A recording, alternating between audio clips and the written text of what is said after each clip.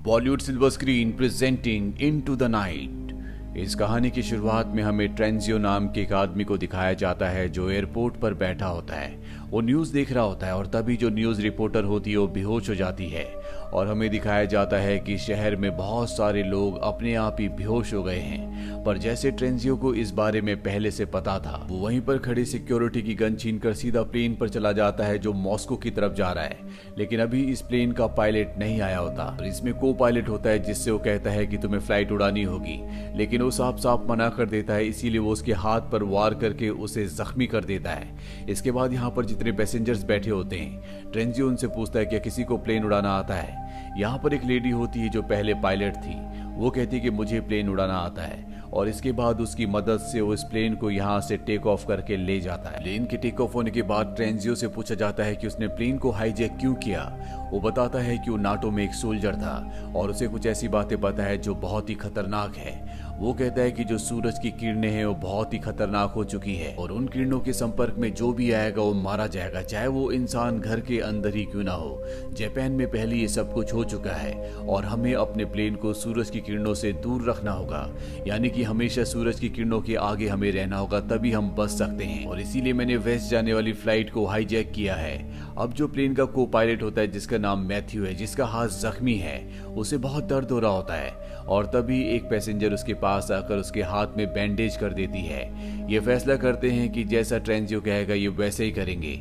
दरअसल इन्हें लैंड कहीं और करना था, लेकिन ट्रेंजियो ने इन्हें दूसरी जगह बताई होती है और सेल्विया जो कि मेन पायलट है, वो और उसका को पायलट तय करते हैं कि ये प्लेन को उसी जगह लैंड करेंगे जहां पर ट्रेंजियो कह रहा है। हालांकि ट्रेंजियो की बात पर इन्हें बिल्कुल विश्वास नहीं होता, लेकिन फिलहाल ये गन पॉइंट पर है, इसीलिए इन्हें वही करना होगा जो ट्रेंजियो कहेगा। अब पैसेंजर्स को भी ये बात पता चल जाती है, लेकिन किसी को भी ट्रेंजियो की बात पर यकीन नहीं होता कि सूरज की किरणें लोगों को मार रही है। भी एक पैसेंजर की तबीयत खराब हो जाती है। उसकी मदद करने के लिए एक टर्किश पैसेंजर आता है और मदद के बहाने वो ट्रेंजियो की गन छीन लेता है। उसे गन पॉइंट पर लेकर कहता है कि तुम्हें वॉशरूम में जाना होगा और ट्रेंजियो को वॉशरूम में बंद कर दिया जाता है। जिसके बाद यहाँ पर को पायलट आता और बताता है कि ट्रेंजियो ने हमें वेस्ट की तरफ मोड़ दिया है और हम बहुत जल्दी वेस्ट पहुंचकर अपने प्लेन को लैंड करने वाले हैं, जहां पर पुलिस ट्रेंजियो को पकड़ लेगी और हम सबको बचा लेंगे। और अभी वेस्ट के एयरपोर्ट पहुंचते जहां पर ये देखते हैं कि पहले से बहुत सारे प्लेन्स हैं और यहाँ पर कुछ प्लेन्स ने जबरदस्ती लैंडिंग की होती है, इस वजह से वो क्रैश भी हो गए होते हैं। इनके लिए यहाँ पर लैंड करने की कोई जगह नहीं है। जिसके बाद को पायलट मैथ्यू और यहाँ पर जितने भी लोग होते हैं वो सब समझ जाते हैं कि ट्रेंजियो जो कुछ कह रहा था वो बिल्कुल सही है और अब ट्रेंजियो को बाहर निकाल दिया जाता है। जिसके बाद उससे पूछा जाता है कि हमें सब कुछ बताओ। ट्रेंजियो कहता है कि मुझे इसके बारे में बहुत ज्यादा नहीं पता, मुझे जितना पता चला था अपने सीनियर से पता चला था। बस मैं ये जानता हूँ कि हमें सूरज से 2 कदम आगे रहना होगा। अगर सूरज की किरणें हमारे प्लेन के ऊपर पड़ी तो हम सब के सब मारे जाएंगे। और अब प्लेन की मेन पायलट सेल्विया और मैथ्यू तय करते हैं कि ये सब के सब स्कॉटलैंड में लैंड करेंगे, जहां पर ये बड़ी मुश्किल से लैंडिंग करते हैं। इनका प्लेन एक दीवार से टकराने वाला होता है कि तभी वो रुक जाता है। इसके बाद ये सब के सब प्लेन से बाहर आते हैं। इनका नेटवर्क आ चुका है और अब ये मोबाइल पर और इंटरनेट पर देखते हैं कि आधी दुनिया खत्म हो चुकी है, जिसका मतलब ये है कि मैथ्यू की एक एक बात सच थी। इन्हें ये भी पता चलता है कि सूरज निकलने के बाद अगर ये किसी बंकर के अंदर भी छुप जाए तो भी इनकी मृत्यु हो जाएगी। इसीलिए तय करते हैं कि इन्हें सूरज से आगे रहना होगा, यानी कि अगर सूरज यहाँ निकलता है तो इन्हें तब तक यहाँ से किसी दूसरे देश पहुंचना होगा जहां पर रात हो रही हो। ये अपने खाने की पूरी सप्लाई रखते हैं, साथ ही प्लेन में पेट्रोल भरते हैं और इसके बाद यहाँ से एक बार फिर से टेक ऑफ कर जाते हैं। और जल्द ही इनके रिलेटिव्स के भी मैसेज इन्हें आ जाते हैं जो उनके आखिरी मैसेजेस थे। दरअसल वो सब के सब अब मारे जा चुके हैं और ये तय करते हैं कि अब ये कनाडा में लैंड करेंगे, क्योंकि वहां पर इन्हें अपने फ्यूल को दोबारा से रिफिल करना होगा। यहाँ पर इनके साथ एक क्लाइमेट एक्सपर्ट भी होता है जो इंटरनेट पर इस प्रॉब्लम के बारे में पढ़कर सबको बताता है कि सूरज का मैग्नेटिक फील्ड हर 11 साल बाद रिवर्स हो जाता है। लेकिन इस बार जब वो रिवर्स हो रहा था तो उसकी इंटेंसिटी बहुत ज्यादा कमजोर थी, जिस वजह से सूरज की किरणों की वजह से धरती पर गामा रेजेस बढ़ रही हैं और लोग अपने आप ही मर रहे हैं। अब इन्हें समझ में आ चुका है कि सूरज की किरणें किस तरह से लोगों को मार रही हैं। अब इन सबको प्रॉब्लम का पता चल चुका है, लेकिन यहाँ पर जो टर्किश मैन होता है वो इंटरनेट पर देखता है कि इस प्लेन में 3 ऐसे पैसेंजर्स भी हैं जो कि आतंकवादी हैं। लेकिन फिलहाल इन्हें कुछ समझ नहीं आता कि इन्हें उन तीनों से डील कैसे करना चाहिए। तभी उन तीनों आतंकवादियों में से एक शैंपेन की बोतल खोलता है। यहाँ पर एक बूढ़ा पैसेंजर होता है, उसे लगता है किसी ने गोली चलाई, वो डर जाता है और प्लेन का दरवाजा खोलने लगता है। और जब उसे रोका जाता है तो धक्का मुक्की में वो नीचे गिर जाता है और उसकी मृत्यु हो जाती है। सबको पता है कि ये एक एक्सीडेंट है, इसीलिए कोई किसी को ब्लेम नहीं करता। और अब इनका प्लेन कनाडा में लैंड करता है, जहां पर इन्हें फ्यूल और खाने की चीजों को दोबारा से फिल करना है। लेकिन अब ये उन तीनों आतंकवादियों से छुटकारा पाना चाहते हैं, इसीलिए ये उन तीनों से कहते हैं कि हमारा रेडियो खराब हो चुका है, तुम्हें रेडियो लाना होगा। वो तीनों कहते हैं कि हमारे साथ 2 लोग और जाएंगे। और यहाँ पर एक लड़के को और एक लड़की को अपने साथ लेकर वो रेडियो ढूंढने के लिए चले जाते हैं। इसी दौरान जिस बूढ़े आदमी की मृत्यु हुई होती है उसे भी दफना दिया जाता है। और अभी जो पांचों के पांचों रेडियो लेने गए होते हैं, इन्हें रेडियो मिल जाता है। इनमें जो लड़का होता है उसे पूरे प्लान का पता होता है कि उसे किसी भी तरह से इन तीनों आतंकवादियों को वहीं पर छोड़ना होगा, इसीलिए वो उन तीनों को एक कमरे में बंद कर देता है। लेकिन लड़की को प्लान के बारे में कुछ नहीं पता होता। वो कहती है कि तुम ऐसा क्यों कर रहे हो, हमें उन तीनों को अपने साथ ले जाना होगा। दरअसल ये लड़का उसे अपने साथ ले जाना चाहता है, लेकिन वो उसकी बात नहीं मान रही होती, इसीलिए उस लड़के को अकेले रेडियो लेकर यहाँ से भागना पड़ता है। हालांकि आतंकवादी उसका पीछा भी करते हैं, लेकिन वो किसी तरह से प्लेन में चढ़ जाता है। ये तीनों की तीनों प्लेन में गोली चलाते हैं, जिससे एक गोली विंडो पर भी लग जाती है, उससे शीशा क्रैक हो जाता है। और अब प्लेन टेक ऑफ हो चुका है और ये तीनों के तीनों और वो लड़की इसी जगह पर रह जाते हैं।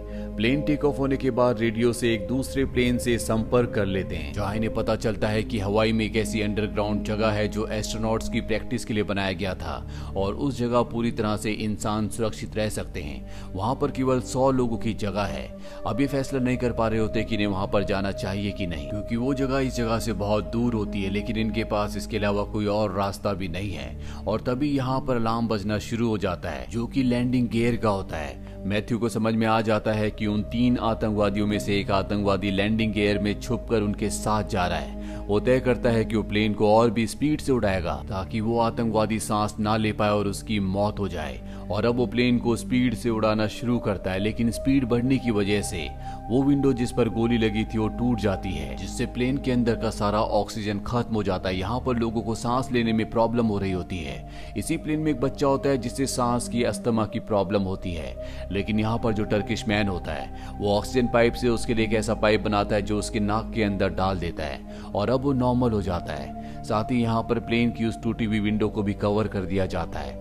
लेकिन अब भी वो आतंकवादी उसी जगह पर है जहाँ पर वो छुपकर इनके साथ आ रहा है। साथ ही इनके प्लेन में इतना फ्यूल नहीं होता कि ये यहाँ से सीधा हवाई चले जाएं। इसीलिए जो पायलट सेल्विया होती है वो कहती है कि अलास्का में एक इमरजेंसी लैंडिंग एयरपोर्ट है, हमें वहां पर लैंड करना होगा। लेकिन सबसे पहले इनकी लैंडिंग गियर में जो आतंकवादी छुपा हुआ है उसे ठिकाने लगाना होगा, तभी ये लैंड कर सकते हैं। और जिसके बाद ट्रांजियो, टर्किश मैन और एक और आदमी उस जगह पहुंच जाते हैं जहां पर वो आतंकवादी छुपा हुआ है।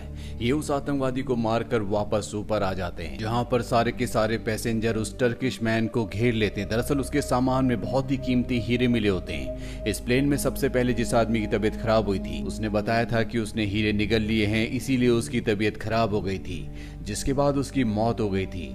और अब हीरे टर्किश मैन के पास मिले हैं, जिसके बाद वो सबको बता देता है कि मैं हीरो की स्मगलिंग करता हूँ। ये हीरे मैंने एक म्यूजियम से चुराए थे जो कि बेशकीमती है।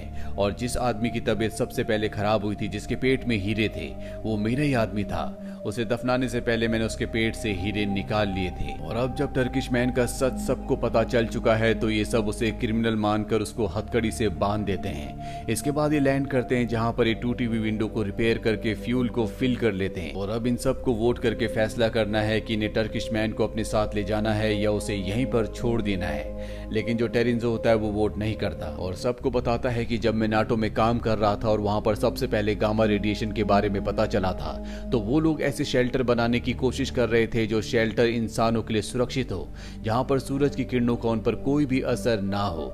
शायद उन्होंने शेल्टर बना भी लिए हों, लेकिन मुझे नहीं पता कि वो शेल्टर्स कहां पर है। इसके बाद ये सब तय करते हैं कि टर्किश मैन को अपने साथ ले जाएंगे और एक बार फिर से ये इस जगह से टेक ऑफ कर जाते हैं। जिसके बाद इन्हें एक और बात पता चलती है कि जो गामा रेज हैं वो फूड को, फ्रूट्स को और हर चीज को जो कि खाने वाली है उन सभी चीजों को खराब कर रही है, क्योंकि जो फ्रूट्स या अपने साथ लेकर आए होते हैं अब उनके अंदर कोई भी टेस्ट नहीं होता।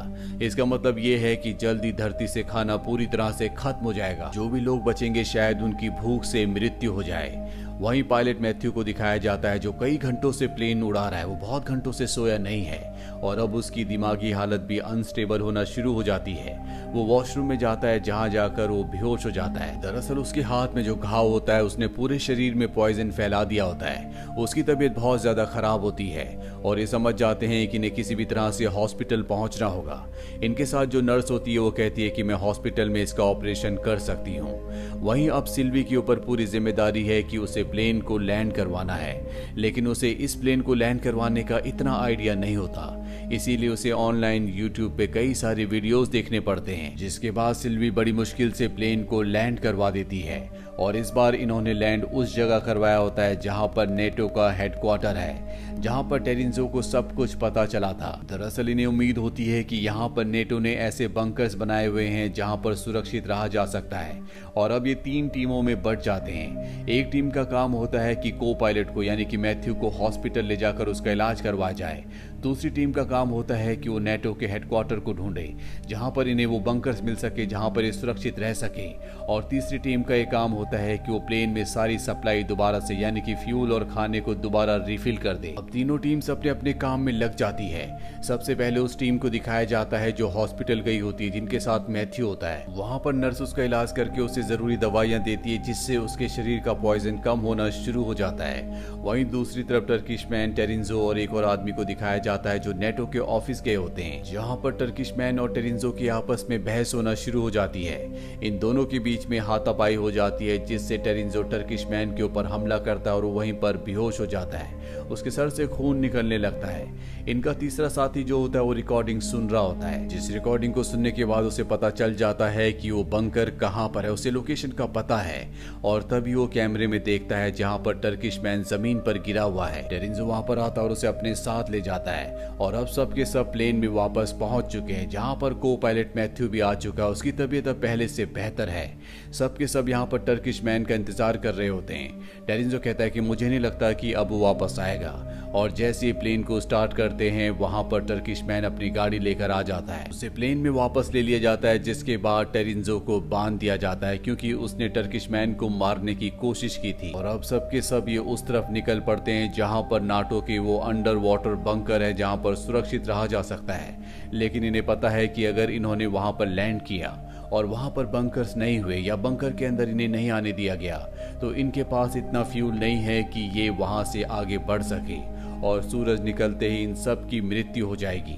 लेकिन इनके पास इसके अलावा और कोई भी ऑप्शन नहीं है। ये उस जगह लैंड कर जाते हैं जहां पर वो बंकर्स है, लेकिन इनके पास मात्र 20 मिनट ही है। 20 मिनट में इन्हें बंकर्स तक पहुंचना होगा जो कि यहाँ से दूर होते हैं। इसीलिए 2 गाड़ियों में उस तरफ निकल पड़ते हैं। लेकिन जिस गाड़ी को टर्किश मैन चला रहा होता है उसका एक्सीडेंट हो जाता है क्योंकि उसका बहुत ज्यादा खून बह चुका था और वो वीक फील कर रहा था। लेकिन दूसरी गाड़ी जिसे सेल्विया चला रही होती है वो उस जगह तक पहुंच जाती है जहां पर बंकर है। तभी इन्हीं में से एक पैसेंजर अंदर जाने के लिए गेट को टच करता है, उसे इलेक्ट्रिक शॉक लगता है और वहीं पर गिर जाता है।